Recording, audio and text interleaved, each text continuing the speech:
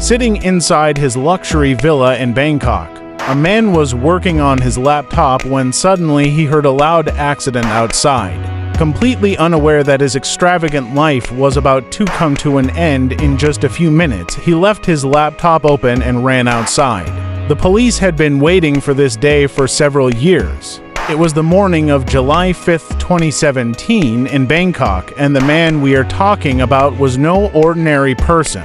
He lived the life of a multi-millionaire king, spending his days lavishly and his evenings in luxury. For years, he had kept his identity hidden, but one small mistake cost him everything: his properties, money, wealth, cars, and even his life. But what was that small mistake? And how did the police forces of 7 countries track down the world's most wanted dark web king along with Colbin? Welcome once again, viewers, to a Discover TV video. This story begins in 2010 when the dark web was slowly rising. The dark web is the hidden side of the internet where all kinds of illegal activities take place, from drug and weapons trading to contract killings. This is the place where crimes so unimaginable occur that it's hard to believe they exist. One of the main reasons why criminals worldwide use the dark web is to hide their identities so that they can evade law enforcement agencies. And the dark web seemed to be solving this problem for them permanently. Just as we use Google for browsing the normal internet before 2010, the dark web wasn't very popular. But after the rise of cryptocurrencies, illegal trades and payment transfers became much easier, as tracking cryptocurrency transactions is nearly impossible for authorities. With all these advantages, the dark web soon became a haven for illegal activities. Contractors' identities remained safe, and payment transfers became secure. The only thing missing was a reputed platform or dark website. That's when Silk Road was launched, the first dark website that gained immense popularity in this underground world. Silk Road started in February 2011, and within no time, over 100,000 customers began using it. But after just 2.5 years, its owner was caught and the website was shut down.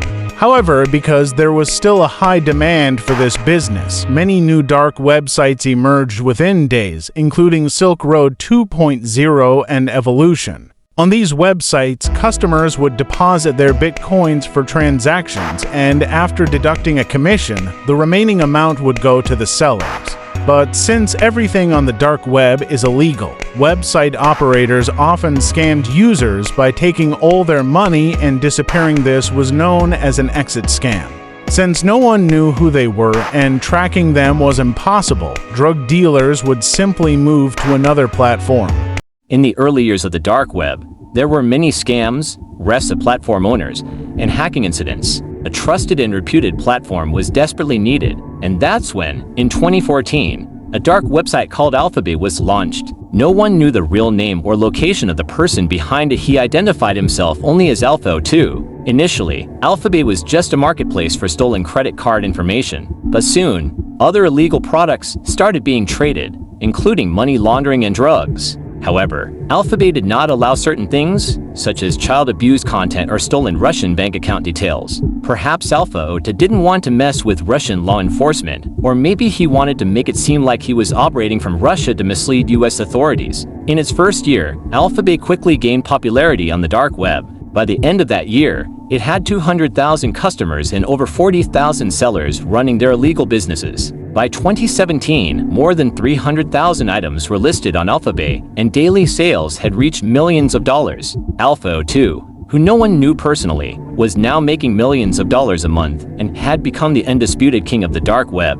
AlphaBay had established itself as the biggest dark marketplace, gaining the trust of dealers and customers alike. Meanwhile, law enforcement agencies around the world were trying to uncover the true identity of Alpha02. American investigators wanted to locate AlphaBay's server so they could raid the data center and shut down the platform, perhaps even track down Alpha02 in the process. But locating a dark website server is extremely difficult because it operates only through Tor browsers, which hide the actual location behind a network of random servers worldwide. Since reaching AlphaBay's servers was impossible, American investigators tried a different approach. They posed as normal users and started buying drugs from the platform, hoping that a careless drug dealer might lead them to something useful. But catching a dealer wasn't enough. authorities were after Alpha to himself, who was being extremely cautious. He knew all the tricks to survive in this hidden world for years.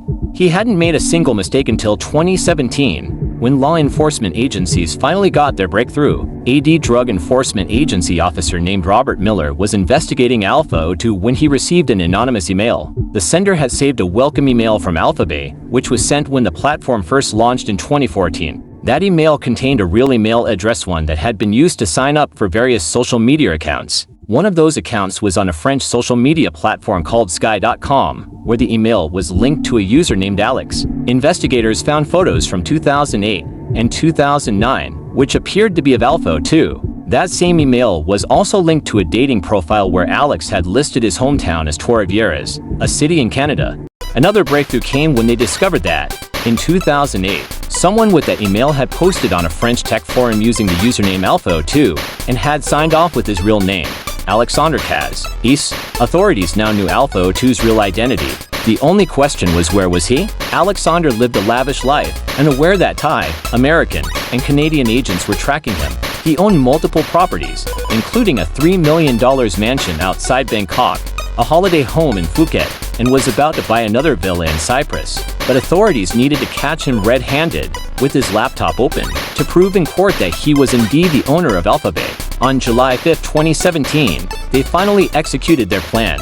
As Alexandre sat inside his luxury villa, he heard a loud accident outside and ran out, leaving his laptop open. The moment he stepped outside, Thai police arrested him. His laptop was seized, revealing all his passwords, along with millions of dollars in cryptocurrency, luxury cars, and properties, all of which were confiscated. But before he could be presented in court, Alexandre met a tragic end.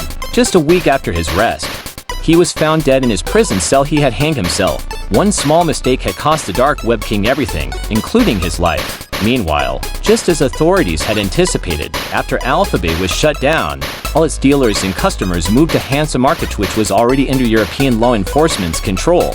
Within a week, thousands of new dealers were arrested, and Hansa Market was permanently shut down as well.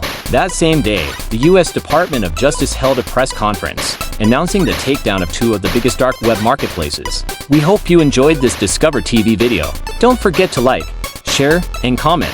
See you in the next exciting episode.